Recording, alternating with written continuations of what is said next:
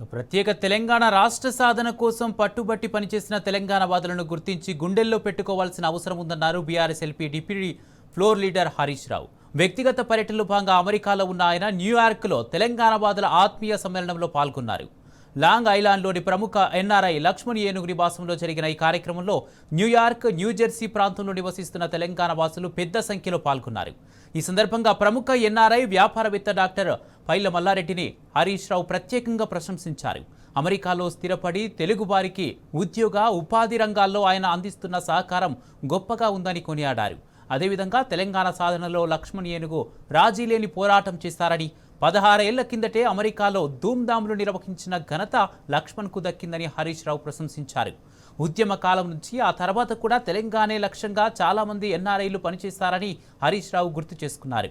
మరోసారి తెలంగాణ వాదుల పునరీకరణ జరగాల్సిన అవసరం ఉందన్నారు. తెలంగాణ ప్రయోజనాల విషయంలో రాజీలేని పోరాటం చేస్తున్న బీఆర్ఎస్కు అండగా నిలవాలని అమెరికా ఎన్ఆర్ఐలకు పిలుపునిచ్చారు హరీష్ రావు.